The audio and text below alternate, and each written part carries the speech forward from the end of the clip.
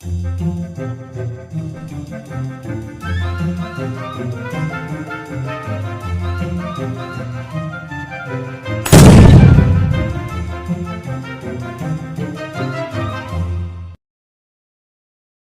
Students, this is Manish Pareek in front of you. आज हम electrochemistry पे नेक्स्ट लेक्चर पे बात करने जा रहे हैं। लास्ट हमने क्या पढ़ा था? लास्ट हमने पढ़ा था galvanic cell, cell representation, cell reaction कैसे लिखते हैं, वो हम पढ़ा था। तो जब गैल्वेनिक सेल मैंने आपको बताया था, तब मैंने आपको बताया था कि वहाँ पे जिंक का क्या हो रहा था, ऑक्सीडेशन, और कॉपर का क्या हो रहा था, रिडक्शन। और मैंने कहा था कि इस जिंक का ऑक्सीडेशन क्यों हो रहा है, कॉपर का रिडक्शन क्यों हो रहा है, जब हम तब पढ़ेंगे जब हम इलेक्ट्रोड पोटेंशियल के बारे में पढ़ेंगे। तो आज की क्लास जो है हमारी वो किस पे है? Electrode potential. इलेक्ट्रोड पोटेंशियल क्या होता है? इलेक्ट्रोड पोटेंशियल देखो कि जो भी हमारा इलेक्ट्रोड हो, चाहे वो ऑक्सीडेशन है, ऑक्सीडेशन वाला पार्ट है, चाहे वो रिडक्शन वाला इलेक्ट्रोड है। हमने क्या देखा था कि हम इस तरीके से इलेक्ट्रोड बना रहे थे। ये हमारा क्या था? मेटल था। यहाँ पे क्या था? सॉल्यूशन था। तो इलेक्ट्रोड पोटेंशियल होता क्या है? Potential difference between the metal and the solution and its solution is called as electrode potential. Electrode potential तो क्या मतलब हुआ? मेटल का उसके और उसके सॉल्यूशन के बीच में जो पोटेंशियल का डिफरेंस होगा वही हमारा क्या होगा? इलेक्ट्रोड पोटेंशियल होगा। देखो जैसे हमने जिंक के अंदर पढ़ा था, ऑक्सीडेशन में क्या हो रहा था? मान लीजिए जिंक की रॉड है और ये जिंक ZnSO4 का सॉल्यूशन है। तो हमने देखा था कि यहाँ पे क्या हो रहा था? ऑक्सीडेशन हो रहा था। जिंक क्या कर रहा था? 2 इलेक्ट्रॉन लूज कर रहा था, Zn+2 इलेक्ट्रॉन। तो यहाँ पे क्या हो रहा था? जिंक से 2 इलेक्ट्रॉन लूज करके, मान लीजिए यहाँ इलेक्ट्रॉन आ गए। कहाँ आ रहा था? यहाँ सॉल्यूशन में आ रहा था। सॉल्यूशन में किसका वैल्यू बढ़ रही थी? Zn+2 की। यानी कि सॉल्यूशन में आपका पॉजिटिव चार्ज इंक्रीज हो रहा था और रोड पे आपका क्या था? नेगेटिव चार्ज इंक्रीज हो रहा था। तो जहाँ पे चार्ज सेपरेशन हो जाएगा वहाँ पे क्या हो जाएगा? पोटेंशियल डिफरेंस आ जाएगा। तो ये पोटेंशियल डिफरेंस ही, इस पोटेंशियल डिफरेंस को हम क्या कहते हैं? इलेक्ट्रोड पोटेंशियल कहते हैं। अब अगर ये किसमें? एनोड वाली साइड में हो गया तो इसको क्या कहेंगे हम? Oxidation potential. और अगर कैथोड वाली साइड में हो गया तो उसे क्या कहेंगे हम? Reduction potential. Reduction potential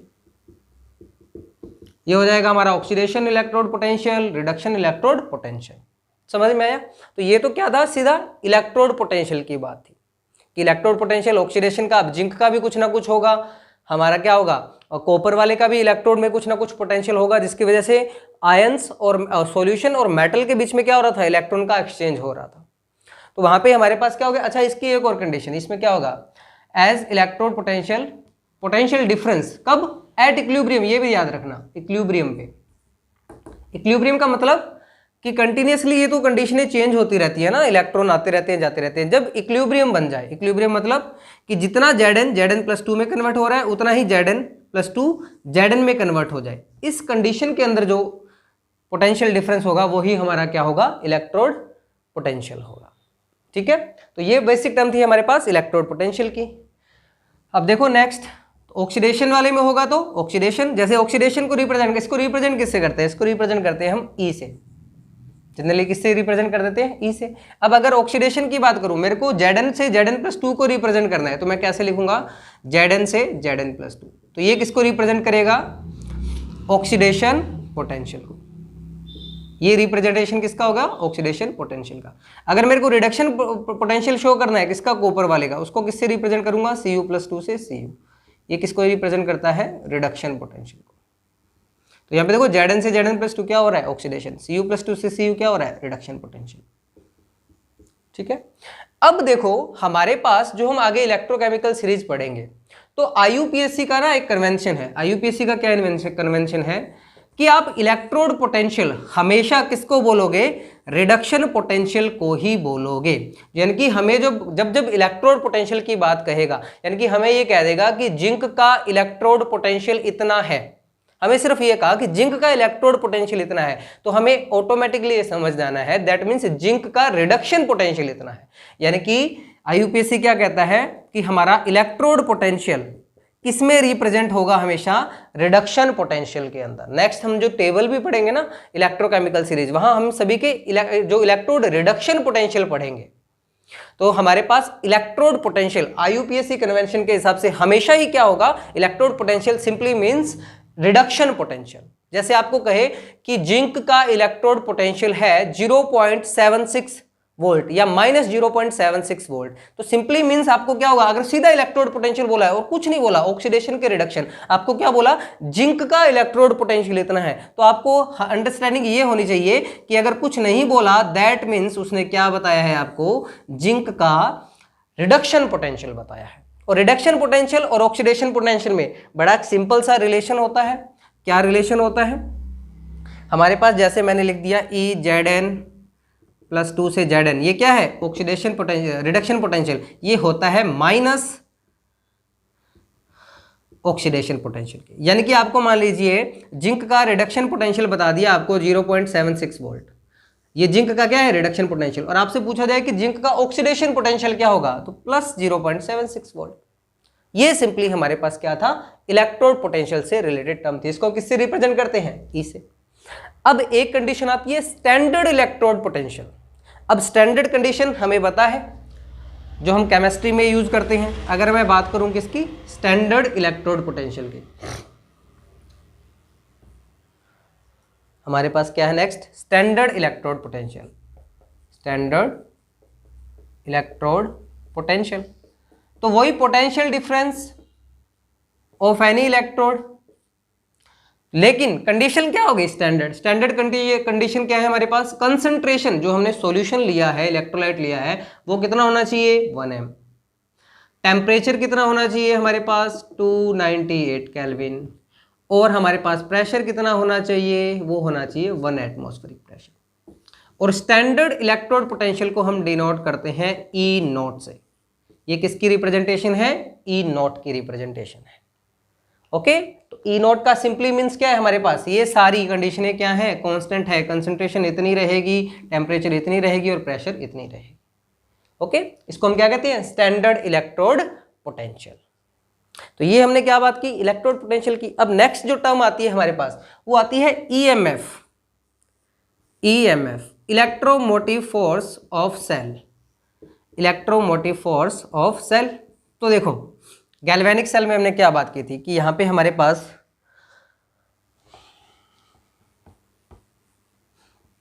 galvanic cell में क्या बात की थी कि ये हमारा ऑक्सीडेशन वाला कंपार्टमेंट है, ये हमारा रिडक्शन वाला कंपार्टमेंट है। ठीक है, यहां से यहां तक क्या जा रहे थे, इलेक्ट्रॉन मूव कर रहे थे और इलेक्ट्रिसिटी फ्लो हो रही थी। तो EMF of cell, electromotive force of cell, simply क्या हो गया, दोनों इलेक्ट्रोड के बीच का क्या हो गया, potential difference. The potential difference between the two electrodes of a cell, इन दोनों के बीच का क्या हो जाएगा, जो हमारा पोटेंशियल डिफरेंस होगा, किस किस का, रिडक्शन का, रिडक्शन इलेक्ट्रोड का, रिडक्शन वाले का, और ऑक्सीडेशन वाले का, यानी कि कैथोड का और एनोड का, इन दोनों का जो पोटेंशियल डिफरेंस होगा उसे हम क्या कहते हैं, ईएमएफ ऑफ सेल। इसको किससे लिखते हैं हम, ईएमएफ को, ईएमएफ लिखेंगे और इसका फॉर्मूला क्या हो जाएगा, दोनों का डिफरेंस निकालना है तो दोनों का डिफरेंस हमें क्या लिखना होता है, ई कैथोड माइनस ई एनोड, ई कैथोड माइनस ई एनोड, ये क्या हो जाएगा हमारा, ईएमएफ हो जाएगा। किससे डिनोट करते हैं, ई कैथोड माइनस ई एनोड, यानी कि electrode potential of cathode minus electrode potential of anode, वो किसको रिप्रेजेंट करेगा, ईएमएफ को रिप्रेजेंट करेगा।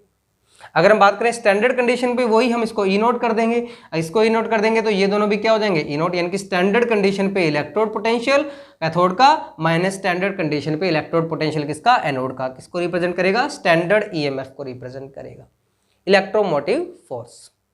ओके, ये तो बेसिक टर्मिनोलॉजीज थी। कौन कौन सी, इलेक्ट्रोड पोटेंशियल हमने पढ़ लिया, और हमने क्या पढ़ लिया, रिडक्शन पोटेंशियल हमने पढ़ लिया, और हमने क्या पढ़ लिया, ईएमएफ ऑफ सेल पढ़ लिया, है ना। तो इन सब से बेसिक टर्मिनोलॉजी थी। नेक्स्ट हमारा जो इंपॉर्टेंट पार्ट, देखो इसको हमें समझना बड़ा जरूरी है, हमें कन्वेंशन समझने जरूरी है हमें। जैसे अभी ये दे दिया आपको, मान लीजिए ई, जैसे मैंने अभी बताया निकेल +2 से निकेल, किसी क्वेश्चन में ये दे दिया आपको। अब हमारे पास मान लीजिए ये कुछ भी दे दिया, 0.80 वोल्ट दे दिया आपको। अब हमें मान लीजिए कौन सा है, Na+ से Na चेंज हो रहा है, तो ये किसका है, रिडक्शन पोटेंशियल है। अब आपको रिडक्शन पोटेंशियल दिया है, सेकंड भी आपको क्या दे दिया, मान लीजिए आपको जिंक का दे दिया, जिंक का आपको क्या दे दिया, जिंक का भी आपको रिडक्शन पोटेंशियल दे दिया, मान लीजिए ये दे दिया 476 वोल्ट। अब हमें इससे ईएमएफ निकालना हो, तो दोनों हमारे पास यहाँ पे इसका ऑक्सीडेशन पोटेंशियल मान लेते हैं Zn से Zn+2। अब हमें क्या निकालना हो, ईएमएफ ऑफ सेल निकालना हो, तो ईएमएफ ऑफ सेल हमारे पास क्या है, ई कैथोड माइनस ई एनोड।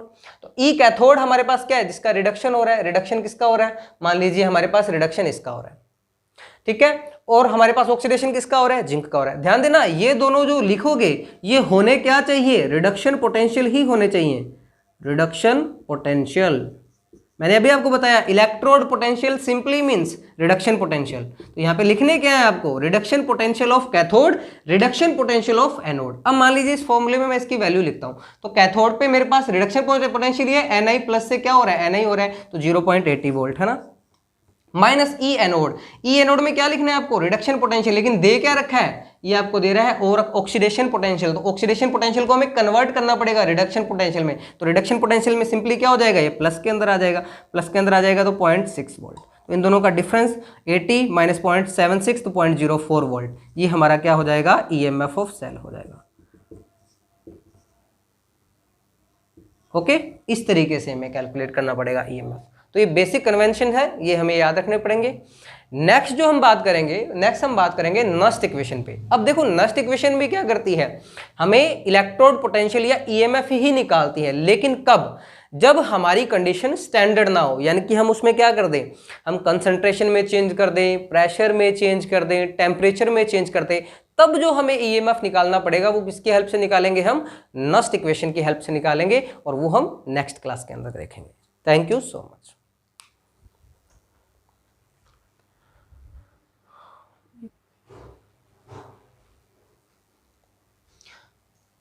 अब बेसिक न्यूमेरिकल करते हैं हम इलेक्ट्रोड पोटेंशियल पे। तो हमारा न्यूमेरिकल क्या है, calculate the SRP, standard reduction potential of nickel to nickel electrode when the cell potential for the cell, cell क्या है हमारे पास, ये सेल रिप्रेजेंटेशन दे दिया इतना,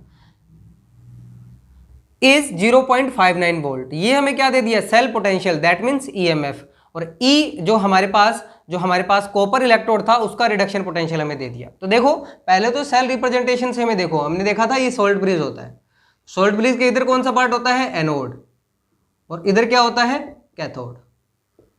तो यानी कि निकेल का तो क्या हो रहा है, ऑक्सीडेशन, और कॉपर का क्या हो रहा है, रिडक्शन। अगर इससे मैं सेल रिएक्शन लिखना चाहूं तो कैसे लिखी जाएगी, देखो ये होगी हमारी सेल रिएक्शन, ये हमारी सेल रिएक्शन होगी Na+2 + Cu, ये सेल रिएक्शन होगी।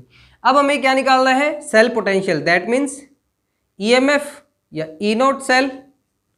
ई नोट सेल हमारे पास क्या होता है, हमने देखा था E nought cathode minus E note anode. अब कैथोड पे रिडक्शन होता है, रिडक्शन किसका हो रहा है, कॉपर का हो रहा है, तो कॉपर का तो रिडक्शन पोटेंशियल हमें दे दिया। ध्यान रखना यहाँ पे लिखने क्या है, रिडक्शन पोटेंशियल दोनों के। तो देखो Cu+2 से Cu, तो ये क्या दे रखा है हमें, रिडक्शन पोटेंशियल दे रखा है, कितना 0.34 वोल्ट, और हमें निकालना क्या है, ई नोट एनोड निकालना है। ओके, ई नोट सेल हमें कितना दे रखा है, 0.59 वोल्ट। तो हमारे पास ई नोट एनोड कितना आ जाएगा, देखो ई नोट एनोड हमारे पास क्या आ जाएगा, इसको इधर लाएंगे, 0.34 माइनस 0.59, तो हमारे पास कितना आया, माइनस 0.25 वोल्ट। ये क्या आ गया, एनोड, एनोड पे क्या था, निकेल +2 से निकेल, ये इसका रिडक्शन पोटेंशियल आ गया। किसका आया है, निकेल का। अब निकेल का ही अगर ऑक्सीडेशन पोटेंशियल पूछ लेते, यानी कि ये पूछ लेते ई नोट Na से Na+2, तो हमारे पास क्या हो जाता है, इसको सिर्फ पॉजिटिव कर देते हैं, प्लस 0.25 वोल्ट। इस तरीके से हम इस पे बेस्ड बेसिक न्यूमेरिकल्स करते हैं। एक और क्वेश्चन ट्राई करते हैं इस पे। If E nought F E plus 2 to F E equals to minus 0.441 volt and E nought F E plus 3 to F E plus 2 is this, the standard EMF of the reaction. इस reaction के लिए क्या निकालना है, EMF निकालना है standard. तो हमें पता है ई नोट सेल हमारे पास क्या होता है, ई nought cathode minus E note anode. ई नोट कैथोड, कैथोड मीन्स जिसका रिडक्शन हो रहा है, तो रिडक्शन देखो किसका हो रहा है, एफ ई 3 से किस में जा रहा है, एफ ई प्लस 2 में जा रहा है। तो रिडक्शन पोटेंशियल इसका क्या है हमारे पास, इसका रिडक्शन पोटेंशियल है हमारे पास 0.771 volt. E note anode, anode means oxidation किसका हो रहा है, तो ऑक्सीडेशन एफ ई से एफ ई प्लस 2 में हो रहा है। हो तो इसका ऑक्सीडेशन रहा है, लेकिन लिखेंगे क्या, इसका रिडक्शन पोटेंशियल ही लिखेंगे हम। तो रिडक्शन पोटेंशियल ये एफ ई प्लस 2 से एफ ई दे रखा है हमारे पास, कितना है, माइनस 0.441 वोल्ट। तो क्या हो जाएगा, ई नोट सेल हमारे पास, ई नोट सेल जोड़ दीजिए, कितना हो जाएगा 1.222 वोल्ट। ये हो गया हमारे पास ई नोट सेल। तो इस तरीके से बेसिक क्वेश्चन थे। बाकी नेक्स्ट लेक्चर में हम देखेंगे Nernst equation. Thank you so much.